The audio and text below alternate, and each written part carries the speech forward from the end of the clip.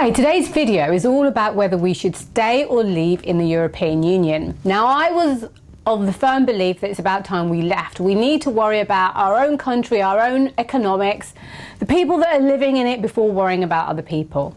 But then I attended POLIS at the London School of Economics and I heard the debate. Now, I wasn't aware about these facts before. I just thought the politicians knew what they were talking about, and I thought the journalists were reporting on what they believed in. But actually, there's a lot more that goes on, and it's really important that we take these factors into consideration when voting. And I think emotion is beginning to cloud the debate already, to the extent that when facts are checked, it doesn't matter. I mean, there's one particularly famous one, and it's been used by Michael Gove. I think it was used yesterday by Dominic Cummings, which is that if we leave the EU, we can take back the £350 million that we give to the EU every week. This number has been shown kind of over and over again to be incorrect. It doesn't take into account budget rebates. It doesn't. It's a completely fictitious number, but it doesn't matter. It keeps getting used. Another one is the 80 occurrences or the 80 times in which we were voted in the European Council, but we didn't get our way. The real number is that since 1999, Britain has voted. The resolution for which Britain has supported in the European Council has won 2,474 times, and Britain has lost 57 times. A third one that's quite emotive is this thing about the border. As EU members, we have to accept that anyone, even someone with a criminal record, can breeze into Britain. That's actually not true. The UK can refuse entry on the grounds of public security to anybody. There are border checks. Britain is not in Schengen, and so on and so on and so on. And for some people, this is a debate about freedom, or national identity, or things that seem to them to be more important than facts, and therefore the facts get ignored. The question of what's true and what's not, as it becomes harder and harder to establish, people just stop caring altogether. The nature of social media is such that it creates kind of fact-free ghettos. You can now live inside a social media world in which the people you follow on Facebook and Twitter and the magazines and websites that you look for information all agree about one set of facts. And to find the contrary set of facts is impossible or difficult. And a lot of people are just confused. They're very badly informed. They don't know anything. Then they might have picked up a line from Boris Johnson or from David Cameron, whatever side. And then very often the figures are not true. They don't even know anymore who to trust. So they're very confused. They don't see the importance of this referendum either, I would say. A lot of them kind of think it's a conservative battle, basically. It's very personality-driven in the media, which I think is a mistake, because it's not about Boris Johnson against David Cameron or Michael Gove against George Osborne. But that's how it's kind of presented. And I think that's quite risky for Britain. It's very driven by the government elite, the political agenda, and not so much about, how is the EU actually influencing my daily life or the daily lives of the British people. And I just think the EU is a very complex issue. And right now, I would even argue that partly there is a referendum only because of some Eurosceptic press. I think that the UK press is much more powerful here in setting the agenda, especially on Europe, than it is in France. Come back to you, Ian. There was one thing I've always wondered in the UK debate, as someone not involved in the media but watching it from the outside as a social scientist.